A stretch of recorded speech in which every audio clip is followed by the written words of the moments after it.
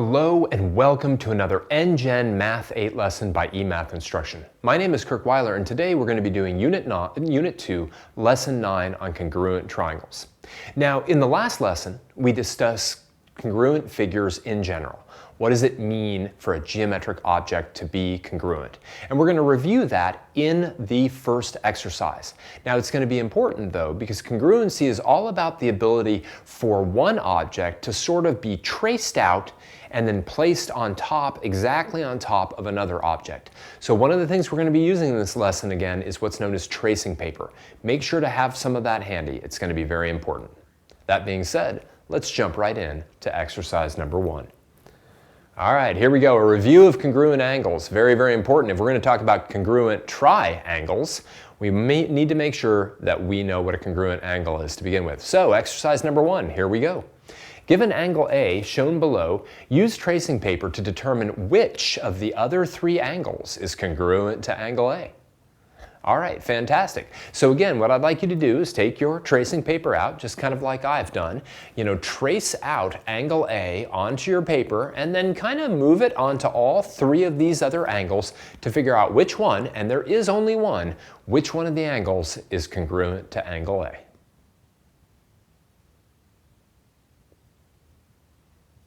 All right, here we go. Well, for me, I've got kind of it electronically traced out, which is going to be a little bit more difficult in terms of laying it on top of the other one. But let's take a look to see if angle A is congruent to angle B, right? So what I need to do is I need to just kind of rotate my angle a little bit, bring it up here. I still didn't rotate it quite enough, but we'll get it there in just a moment, right? So, oh, come on. There we go. And nope, looks like angle B, even though I can't quite get it on top of there, looks like angle B is a little bit larger than angle A, right? I got these 2 rays to line up on top of each other, but once I did, these 2 rays didn't line up. So angle B is not congruent to angle A. Let's take a look at angle C really quick. I'm going to kind of rotate it again to try to get it almost in the right orientation. We'll bring it over here, rotate it a little bit down like that. And oh, maybe this is my winner. Oh, still need to rotate a little bit more. And let's take a look. Nope. Yet again, even though I can make this ray lie on top of the corresponding one, these 2 rays then do not lie on top of each other, which probably means it's angle D, given I said it was going to be one of them. But let's take a look and see what that looks like. Again, kind of rotate my angle all the way around like this. Bring it over here to angle D. Oh, I almost had it on the first go. Not quite. There we are. And what I see is that they lie right on top of each other. Now again, it's extremely important to understand something, right? About rays. Rays extend forever. So it doesn't matter if I've drawn a ray slightly shorter, right? The ray just goes on forever. So since these 2 things, when I put their vertices together, their rays initially are lying on top of each other, then those 2 angles are congruent to one another. So correct answer, angle D, all right? Now, of course, congruent angles are absolutely key when trying to understand congruent triangles because the plain fact is, right, triangles have 3 sides and 3 angles. So let's get into congruent triangles. Now, congruent triangles are exactly the same idea. Let's take a look at exercise number 2. Given triangle ABC shown below, use tracing paper to determine which of the 3 additional triangles is congruent to triangle ABC. Now this is very critical. Again, the idea is if I take this triangle and I trace it out onto tracing paper, like I have here, right, can I take that triangle and have it land exactly on top of one of these? Now keep in mind you might have to rotate the triangle. You might actually have to flip the tracing paper over. That's what's known as a reflection. You certainly have to move the triangle, which is kind of known as a translation. But what I'd like you to do is pause the video now and see which of these 3 triangles is congruent to triangle ABC. Go ahead and do that.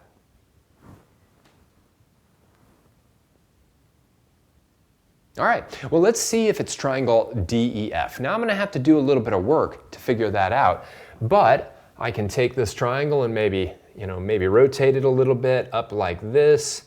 That looks about right. If I bring it in here, oh, that's looking good. But nope, Nope, not quite, right? So even though I can get these two angles to line up, it's pretty obvious that when I put it like this, triangle ABC does not lie directly on top of triangle DEF. So I'm kind of out of luck there. Let's take a look to see if triangle ABC is congruent to triangle MNP. Well, here, if I kind of bring it like this, maybe, take those longer two sides and sort of put them like this, it certainly looks like that longer side might be the same length, and yet they're not lying on top of each other.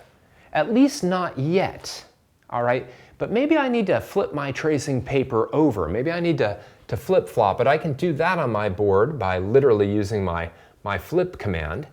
And now, if I rotate it again a little bit, what I see is that those two lie directly on top of each other. And again, I haven't changed the size nor the shape of triangle ABC. Maybe I had to flip it, reflect it. I certainly had to rotate it, and I certainly had to kind of move it somewhere else. But at the end of the day, without changing its shape or its size, I was able to place triangle ABC directly on top of triangle MNP, which means those two triangles are congruent. I'll skip triangle QRS because that is the only one that was congruent to ABC. So let me just throw this out of the way and circle that one as my answer. Again, this is a very, very important idea in terms of congruency. Let's keep working with congruent or identical triangles. All right, exercise number 3. List different measures of a triangle that would be equal if the two triangles were congruent. Now, just as a general idea, the idea of a measure, right? A measure, right? A measure is literally something that we can assign a number to. So for example, a segment, right, has a single measure, and that's its length, right? That's it. An angle, likewise, also has a single measure, and that would be its degree rotation. Other geometric objects might have multiple measures, and other objects just in general, forget about geometric objects, certainly do. Like you could have something like, a bowl full of water, and that bowl full of water might have multiple measures. It might have a weight, that's a measurement. It might have a volume, that's a measurement. It might have a density, that's a measurement, right? So there's lots of those kind of measurements. But let's just talk about two triangles. Two congruent triangles would have what measurements that are equal to each other? Think about this for a moment. Write down as many as you can think of.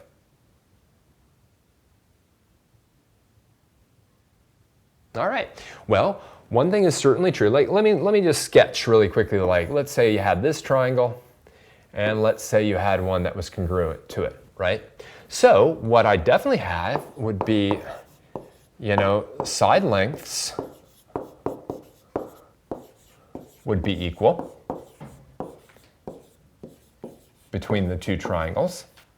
Let's see, angles. So angle measures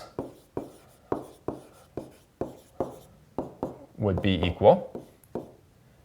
Those are the two most important things, but then we could also say something like, well, perimeters would be equal, and areas. There's even other measures that we could talk about being equal, but these are ones that you should have been able to think about. Oh, sure, yeah, this side length and this side length are going to be equal. This side length and this side length are going to be equal. This side length and this side length. This angle measure, this angle measure. The area, right, the number of square inches that fit in this one, the number of square inches that fit in that one. The plain fact is, if two triangles are congruent, they're identical. You ever drive by one of those, housing complexes where all the houses basically look the same, right? They're congruent houses. They're going to have the same volume, they're going to have the same height, etc. That's true also of congruent triangles. Now, that being said, let's kind of get into it a little bit with congruent triangles and see if we can kind of list, oh, this side is congruent to this side, this angle is congruent to that angle, etc. Let's start taking a look at that in the next exercise. Now, before we get into that, I want to make a little bit of a discussion, or have a little bit of discussion about equality versus congruency. All right? Now, all the time we use the word equal in sort of like the real world. somewhat incorrectly. We might say, well, all people are created equal. Well, all right, fine. I know it's even in like the Declaration of Independence. But the plain fact is in mathematics, the only things that can be equal are numbers. A number can be equal to another number. So for instance, 12/4 is equal to 3, right? On the other hand, when we talk about two geometric objects, we can't talk about them being equal. We can talk about measurements of those objects being equal, but the objects themselves, literally a line segment and a line segment, aren't equal. What they can be is congruent. And congruency has a symbol that is extremely similar to equality, right? So literally, the symbol for two objects being congruent is the equality symbol with this little funny symbol, little kind of like squiggle on top of it, all right? Some math teachers are very, very exact about this. You know, if you've got line segment AB is equal to line segment EF, oh, you're losing points for that. You know, and I can kind of understand that because it really, mathematically, doesn't make any sense, right? It likewise would make no sense to say that 12/4 was congruent to the number 3 because they're not geometric objects, so how can you say that they're congruent? Anyway, the two symbols are very similar, and the two ideas are also very, very similar, with the big difference being the only two things that can be equal are numbers, and the only two things that can be congruent are geometric objects. So now, let's take a look more at congruent triangles. Here we go, exercise number 4. The two triangles shown below are congruent. Letter A, use tracing paper to verify the two triangles are congruent and fill in the formal congruence statement. All right, well, you probably don't even know what I mean by fill in the formal congruence statement, so we'll get to that in just a moment. But let's first together talk about these two triangles being congruent. Now, if they're congruent, then I should be able to take this tracing paper and I should be able to, you know, after tracing out my triangle, I should be able to maybe rotate it, maybe I gotta flip it, do things like that, but ultimately, this thing should lie right on top of there. Now, try your best, if you can, to kind of keep track of the fact that letter C corresponds to this sort of 90-degree angle down here, then letter A here, and letter B here, because I'm going to do some manipulation of it. Now, one thing that I actually have to do is I'm going to need to kind of rotate it like this, all right? But the problem is, even though I can lie those two down, just sort of like in that second exercise, I'm going to actually have to flip this thing in order to get it to kind of lie on top of itself, right? But there I have it. Now, again, what I need you to kind of keep in mind is that up here was where letter C was. So I'm gonna actually write a little letter C up here, right? And down here, and you could do this a lot easier than I can on your tracing paper because you can actually write down A, B, C on your tracing paper and keep track of them a little bit better. But down here, that corresponded to letter A, so I'm gonna write a little letter A here. And then over here, right where letter E is, that corresponded to letter B. So I'm gonna write down a little B right here. Then I'm gonna actually kind of move this away. And here's why, because now I can write my formal congruent statement. Triangle ABC is congruent, there's my congruent. Write the triangle symbol down, and now which letter went with letter A? Well, which letter went with letter A? That was point F, or letter F. So triangle A corresponds to F. Now the next letter is B, and that corresponds to E. And then finally, C corresponds to D. Now you might say, why do I have to care, right? I mean, couldn't I just say, hey, triangle ABC is congruent to triangle DEF? And the answer is no. Literally, the order of the letters here and the order of the letters here have to correspond. So if angle A is the same size as angle F, then they have to be in the same location. Angle B, angle E, angle C, angle D. And yes, I know A, B, and C are also points, but we can think about them as angles. Now, letter B asks us below, list the pairs of congruent sides. These are known as corresponding sides. All right, so again, it's really helpful if we've got the A, the C, and the B sitting there, because we can now say that side AC, going from A to C, corresponds to side FD, all right? I can say, all right, yeah. AC, and now let's use the congruent symbol, is congruent to side FD. We can also see that, by the way, by just looking at the corresponding angle, the congruent statement up here, AC, FD, right? We can literally use the sort of the order of the letters up here, all right? Likewise, we've taken care of side AC. We can now talk about side AB, and side AB must correspond to side FE.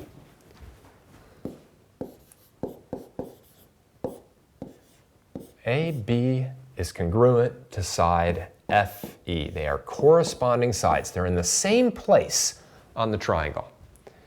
And finally, right, the last side of the original triangle, side BC or CB, it really doesn't matter which. Let's go BC, just stay in alphabetical order. Side BC is congruent to side ED.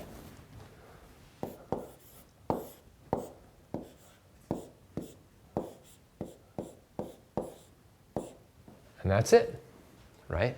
Corresponding sides in congruent triangles have the same length as one another because they literally lie on top of each other when we do that sort of mapping, all right? Now, as well, we can talk about corresponding sides, but we can also talk about corresponding angles. So which angles are congruent to which other angles? Now in this scenario, we can actually use the single letter naming system. We could use the 3-letter naming system, but the reason we can use the single letter naming system is if I said, hey, point out angle A, there's only one angle A, it's right there. There is no other angle that has a vertex of A. That's always how you know whether you can use a single letter or you must use the 3-letter version. So this is really easy, right? Angle A corresponds to angle F, and they have the same measure. So angle A is congruent to angle F. This is like a piece of cake, right? On the other hand, angle B is congruent to angle E.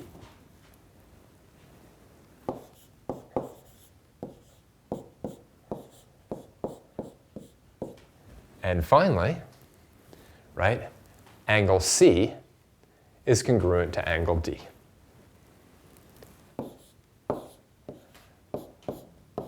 Again, this idea of corresponding, right? We've kind of seen that term before, right? We saw it with parallel lines, right? Corresponding angles. Oh, those are the angles that were in the same relative position on the 2 parallel lines. Same idea, corresponding sides and corresponding angles. 2 sides that are sort of in the same relative positions on the triangles. Same thing with the angles, right? And the great thing is, if you've got 2 congruent triangles, since they're identical, the corresponding sides will also all be congruent, and the corresponding angles will all be congruent. And of course, what it means for the sides to be congruent is that they're the same length. What it means for the angle pairs to be congruent is they have the same angle measurement. All right. Let's keep moving on with this. One last problem. Okay, exercise number 5. When the diagonals of a parallelogram are drawn, segments AC and BD below, 2 pairs of congruent triangles are created. Use tracing paper to determine which triangle is congruent to triangle AED, fill in the formal congruent statement, then list the congruent side and angle pairs.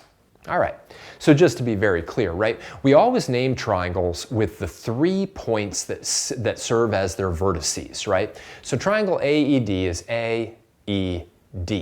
Now there's 3 other triangles. There's DEC, there's BEC, and there's BEA, right? One of those other 3 is actually congruent to triangle AED. The question is, which one? So trace this one out on tracing paper, play around with it, and figure out which of those other 3 triangles are congruent to AED. Then, once you know which one is, see if you can write down the formal congruent statement. Don't worry about the corresponding pairs of sides and pairs of angles. We'll get to those in a little bit. But see if you can write down the congruent statement in the right order. All right, take a few minutes to do that.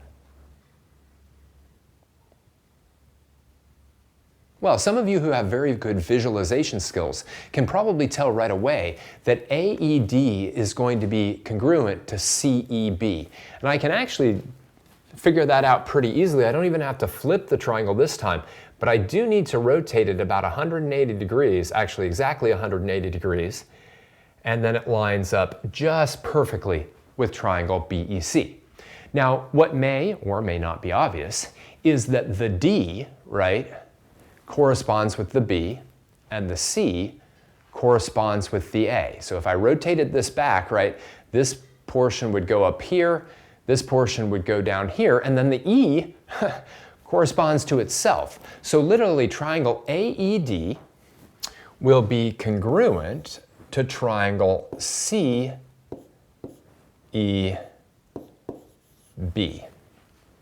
All right, triangle AED is congruent to triangle CEB, and it must be written in that order because literally A corresponds to C, D corresponds to B, and E corresponds to itself. Now, how do we now list the corresponding sides and the corresponding angles? The sides aren't too bad, although it could be a little tricky, but you can actually use this exactly. Now, just kind of, looking at it, hopefully it's pretty obvious that AE and CE are the corresponding segments from those two, right? They're the same length, AE and CE. So let's write that down. AE is congruent to CE, all right? Likewise, it might be obvious that AD is congruent to BC.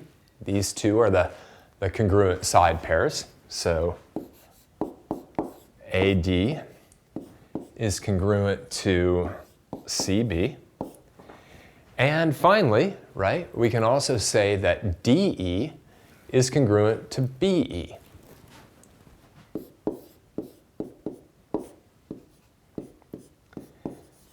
What's a lot more obnoxious isn't just the fact that we got a little red going on there, but what's a lot more obnoxious is writing down the corresponding angles. And the reason why is because we have to use the three-letter naming system. We have no choice on that, because if I said angle A, right, well, angle A could be one of three different angles, believe it or not, right? It could be this angle, it could be this angle, or it could be this large kind of obtuse angle. So we can't say something like angle A is congruent to blank because angle A is what's known as ambiguous. It could be more than one thing. What I can say for certain is that angle DAE, right, this angle, DAE, is congruent to angle BCE. So it's this angle and this angle, right? These two angles are congruent, these two here. It's just that naming them is a little bit tricky. Angle DAE, right, this angle, is congruent to angle, let me get that pointer out of there, is congruent to angle BCE. And now I'm going to try to get rid of that line. There we go. Let's talk about another angle, right? We can look at angle ADE. I'm going to put a couple arc marks there. So ADE, that's going to be congruent to angle CBE. It's going to be this angle up here. So angle ADE is congruent to angle CBE. And then finally, and this should be no surprise, these two vertical angles correspond to each other, and that makes sense because we know vertical angles are congruent. So it kind of makes sense that they're the ones that are sort of in the two triangles that are congruent to each other. So I'm going to say angle AED is congruent to angle CEB. And again, one of the easy ways to do that, kind of like we did in the last exercise, but I didn't do in this exercise, is on your tracing paper, right? When you trace out triangle AED, you kind of mark the A, the E, and the D. When you kind of rotate it, do whatever you need to do, then ultimately you could see that A ends up being down here, and D ends, whoops, that's not a D, and D ends up being up there. So now it's a lot easier. You could literally say, oh, BEC is equal to DEA, and EAD is equal to ECB, right? You just gotta replace the letters. All right, and that's it. Right? Very, very important. Congruent triangles, two triangles that are congruent, then have these three pairs of sides that are all equal to each other or congruent to each other, and these three pairs of angles that all have equal measures or are congruent to each other. All right, let's summarize this. So in the last lesson, we looked at the idea of a congruent geometric object, right? And that could be anything. It could be a point congruent to a point, array congruent to array, etc., etc. Today, we just concentrated on congruent triangles. And what we certainly saw with congruent triangles is that when two triangles are congruent, corresponding side lengths were the same length, and corresponding angles had the same degree measure. So they were congruent in and of themselves. We also just really hammered home this idea of congruency, this idea that two geometric objects can be congruent but not equal, two numbers can be equal but not congruent. All right, I want to thank you for joining me for another NGen Math 8 lesson by eMathInstruction. My name is Kirk Weiler, and until next time, keep thinking and keep solving problems.